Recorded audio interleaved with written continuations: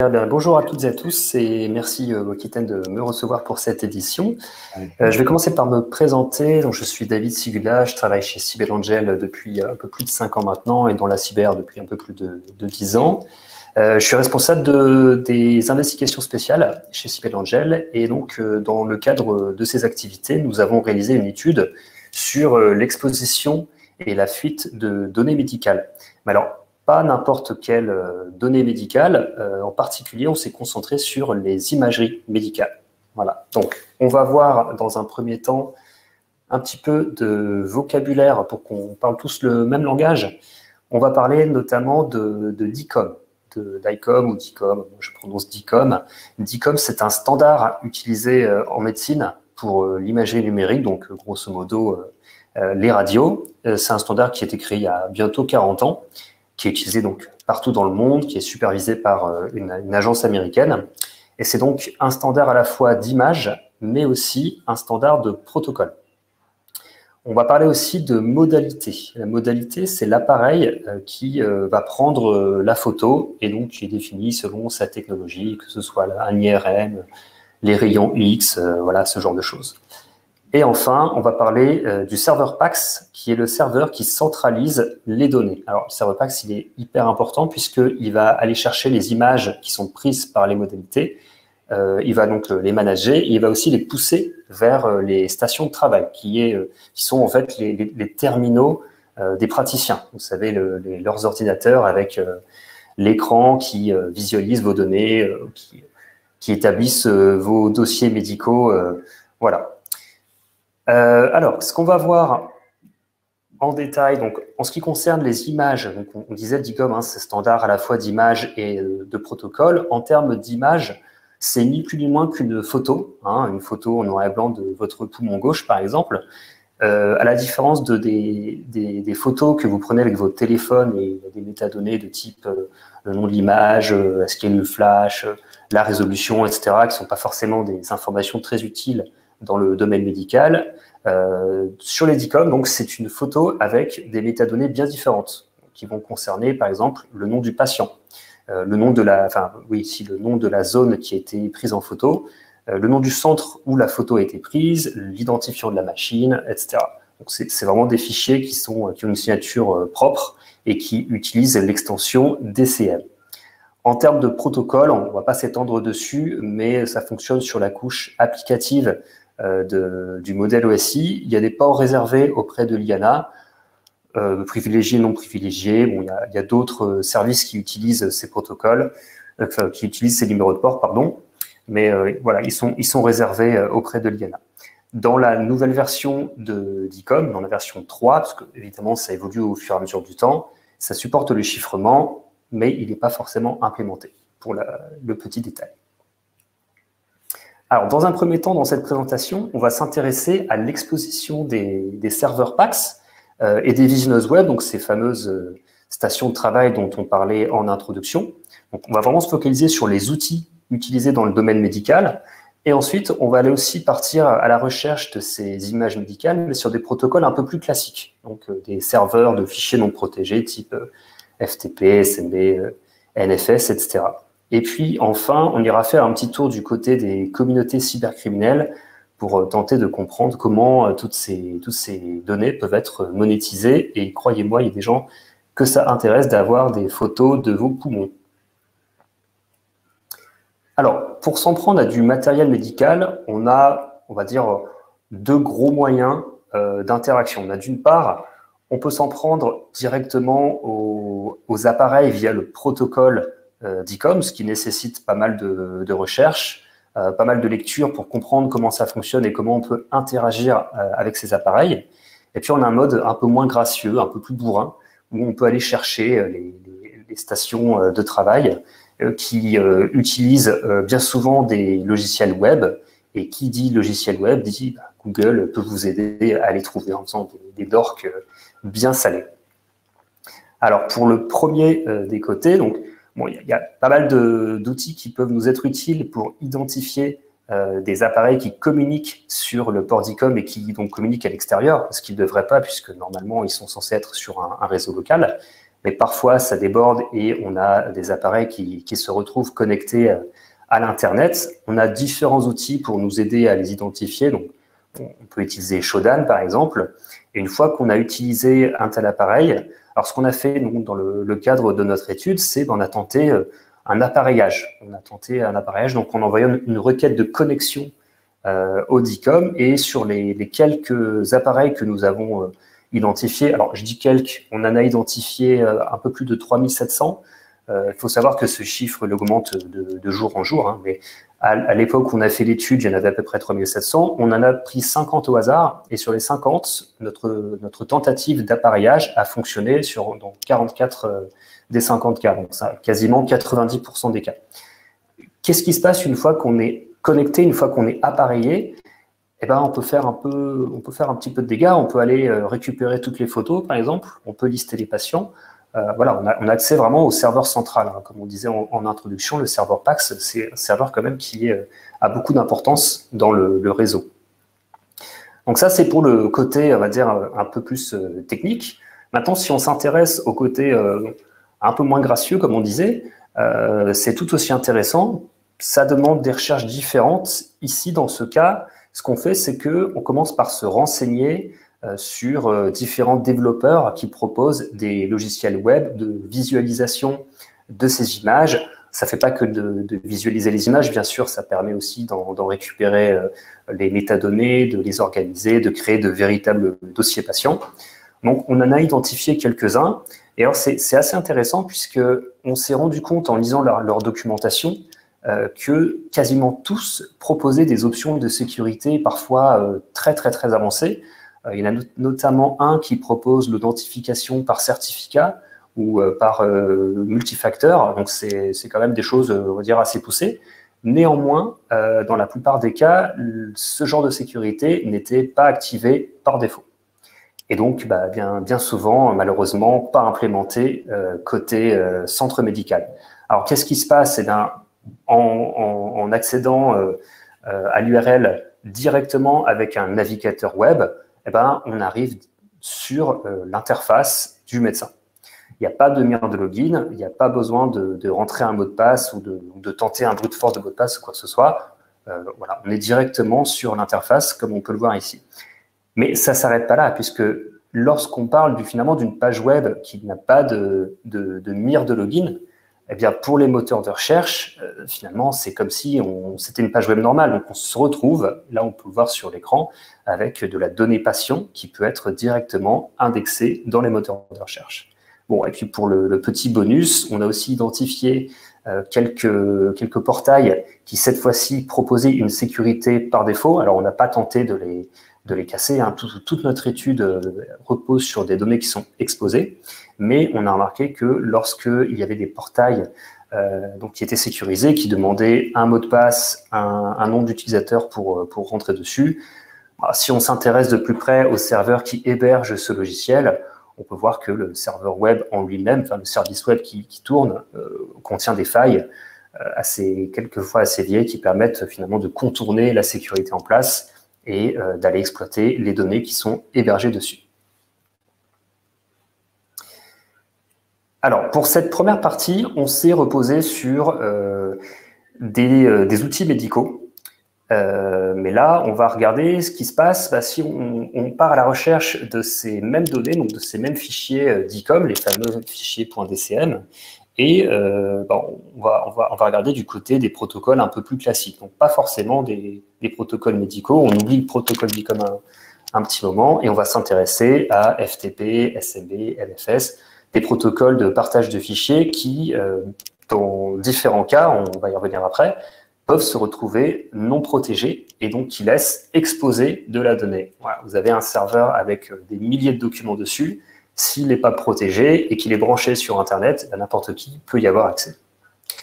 Et donc, dans le cadre de cette étude, on a lancé les machines de Cybelangel pour partir à la recherche, l'exploration de ces données. Et sur une période de 6 mois, on a remarqué qu'il avait pu identifier 45 millions de fichiers uniques de type DICOM, ce qui est assez énorme. Alors, je tiens à préciser que cette étude, on l'a faite sur la première moitié de l'année 2020. Là, j'ai rejoué les chiffres il n'y a pas longtemps. On était plus aux alentours de 55 millions, 60 millions de fichiers d'e-com. Donc ça augmente. Et ça met aussi en perspective la donnée que l'on voit ici, où on dit que quasiment 2/3 des données datées de au moins 2019, ça a moins de sens, puisque ici, aujourd'hui, on est en 2021, mais voilà, à l'époque, c'était des données qui sont toutefois assez récentes. Comme on peut le voir, il y a énormément de pays qui sont concernés. Et donc, une fois qu'on voit ça, il y a des questions qu'on se pose. On se dit, bon, d'accord, mais finalement, à quoi est-ce que ça correspond? À qui appartiennent ces serveurs de fichiers d'e-com non protégés? Alors, il y a plusieurs cas de figure. Évidemment, vu la volumétrie, on n'a pas pu tous les regarder, mais on s'en est intéressé à quelques-uns. Et on a remarqué qu'il y avait parfois des hôpitaux, des centres médicaux, donc des centres d'imagerie, partout dans le monde qui laissaient exposer de la donnée. Donc, c'est quelque chose d'assez intéressant. On va y revenir un peu après, parce que j'ai 2 exemples à vous montrer. Mais d'abord, il y a aussi quelque chose qu'on se demande, c'est comment est-ce que, finalement, ces serveurs peuvent se retrouver non protégés? Enfin, comment est-ce possible? Il y a 3 gros cas de figure qu'on a répertoriés.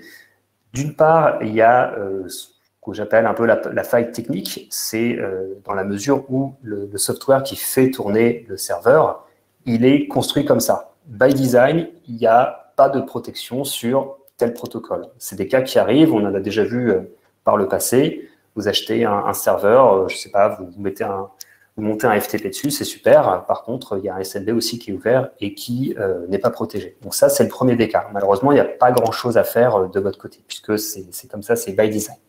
Il y a un deuxième cas de figure, qui est un cas beaucoup plus fréquent. C'est ce que j'appelle la faille d'interopérabilité. On remarque que entre tous les constructeurs du monde, tous les protocoles, tous les différents pays, etc., qui doivent communiquer ensemble, et même d'ailleurs de systèmes d'exploitation différents, lorsque tout ce petit monde communique ensemble, parfois, il y a des concessions qui doivent être faites, et on a déjà remarqué que, par moment, lorsqu'on branche, j'aime bien dire ça, mais c'est un peu quand on branche l'appareil de trop, la sécurité qui était auparavant super dans le réseau, ça ouvre une porte quelque part. On a déjà remarqué ça avec, par exemple, des imprimantes qui, une fois branchées sur le réseau, ouvrent un protocole SMB non protégé. Donc, ça fait en sorte que des fichiers se retrouvent exposés sur Internet pour qui sait les regarder. Et enfin, il y a un troisième cas de figure. Cette fois-ci, c'est un peu une faille humaine quelque part. C'est dans le cas où l'être humain, délibérément, il enlève la protection en se disant, bon, voilà, de toute façon, ça sert à rien de mettre un mot de passe dessus, personne n'ira jamais voir mon serveur. Bah, pas de chance, il y a des gens qui vont voir leur serveur. Et justement, on va le voir dans 2 exemples que j'avais à vous montrer. Alors, premier exemple, celui-ci, c'est un cas de figure assez intéressant puisque vous avez un serveur FTP qui laisse exposer de la donnée, donc de la donnée médicale, des images médicales, et qui est donc protégé sur FTP.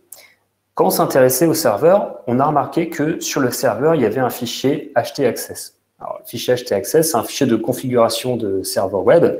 Et ce que ça dit ici, on voit dans la capture d'écran, ça veut dire, si tu viens visiter mon site depuis Google, tu es redirigé vers un site malveillant.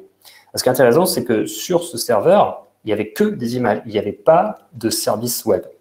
Qu'est-ce que ça veut dire? Ça veut dire qu'il y a un acteur qui a automatiquement poussé ce type de fichier sur des serveurs FTP non protégés qu'il avait dû préalablement remarquer. Ici, on n'est pas dans un cas d'exploitation de vol avéré de données médicales. Par contre, ce qu'on remarque, c'est qu'une fois qu'un serveur est non protégé, il est visité par des acteurs qui ne veulent pas forcément du bien.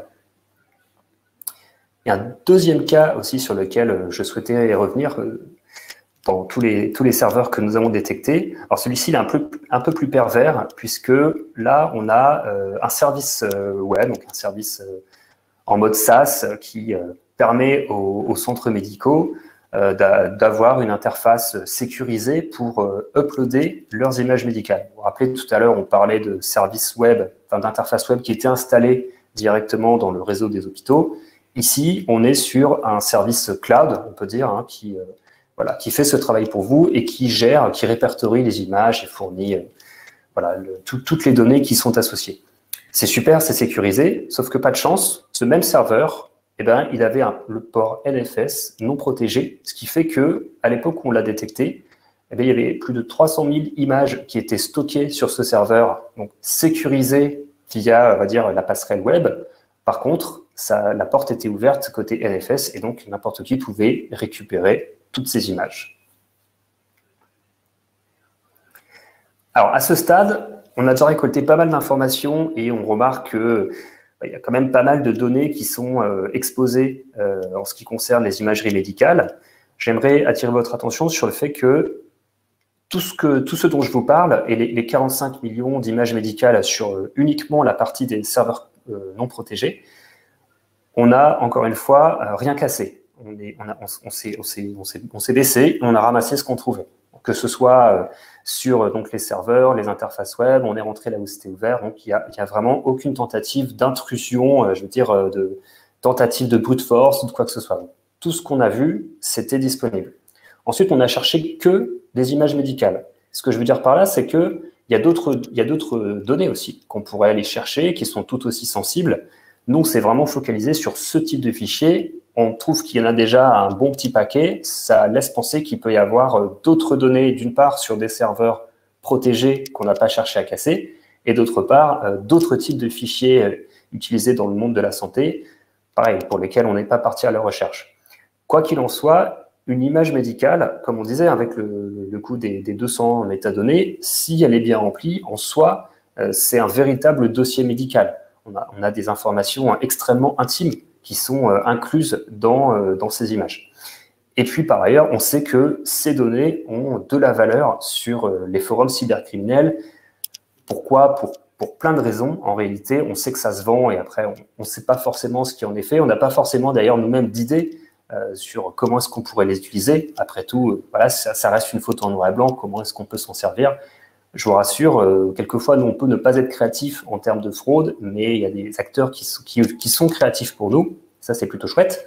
Par exemple, aux États-Unis, il y a un phénomène qui s'appelle des ghost clinics, où, eh bien, en fait, des faux établissements réalisent de fausses factures, enfin, de fausses opérations, de faux patients et de faux personnel médical pour ensuite se faire rembourser par derrière. Ça a l'air de rien, mais ça coûte des centaines de millions de dollars par an, par État, dans les États-Unis. Voilà, rien que pour ne citer que ça. Alors maintenant, on va faire un petit tour donc, du côté des réseaux cybercriminels.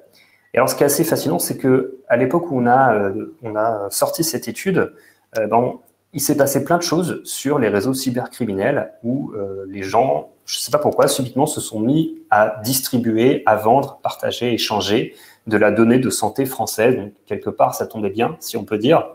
Ici, en voici un exemple avec un acteur qui vend un fichier. Alors, on ne sait pas à quoi il fait référence, mais il montre un exemple. Il dit, voilà, c'est un fichier d'email et de mots de passe de personnel hospitalier.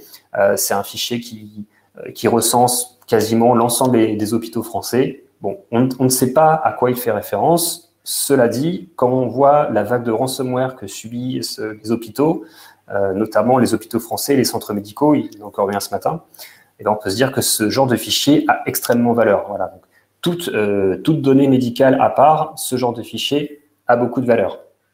On a aussi des cas où des données de patients, comme on disait, qui peuvent être utilisées pour de la fraude, mais même pour d'autres types de scans, puisqu'elles contiennent des données très très intimes. Ce genre de données, ça fait forcément la une de la presse quand ça sort. Je pense que tout le monde a entendu parler de ce cas du quasiment un demi-million de données de patients français qui sont sorties comme ça gratuitement sur le dark web. Ces données contenaient des détails quand même très très très sensibles au-delà des données classiques du type email, nom, prénom et numéro de téléphone, numéro de sécurité sociale. Il y avait quand même des commentaires qui étaient, voilà, on va dire très très intimes. Et là où on voit que ce genre de données a beaucoup de valeur, eh ben, c'est que certains acteurs n'hésitent pas à recompiler ces données et ensuite à les vendre quelques mois plus tard sur parfois les mêmes réseaux cybercriminels, donc les mêmes données qui sont juste rebrandées. Hein. Il y a juste le nom qui change, mais au final, derrière, c'est la même chose, quoi. Donc, c'est pour dire voilà, à quel point ces données ont de la valeur. Alors, conclure sur cette présentation de l'exposition des données médicales, qu'est-ce qu'on peut en dire? Eh bien, clairement, il y a énormément de données médicales à travers le monde qui sont non protégées et qui sont l'aubaine de cybercriminels qui les récupèrent et qui les vendent. Ces données, elles contiennent énormément de données intimes nous concernant, et malgré toutes les lois qui sont faites pour les protéger, donc les lois actuelles, aux États-Unis, il y a l'IPA, en Union européenne, on a la GDPR, malheureusement, on ne pourra pas nécessairement empêcher leur exposition par les cybercriminels ou même simplement par négligence, hein, comme on l'a vu dans le cadre de cette étude. Je termine quand même sur une note positive, c'est qu'en ce moment, il y a le plan Macron qui dédie 1 milliard d'euros à la sécurisation de manière générale de cybersécurité de toutes nos données. Ça passe aussi par le secteur médical. Et donc, ce qui est chouette, c'est que si on ne peut pas empêcher l'exposition de ces données-là, au moins, on peut quand même limiter la facilité avec laquelle on peut trouver ce type de données.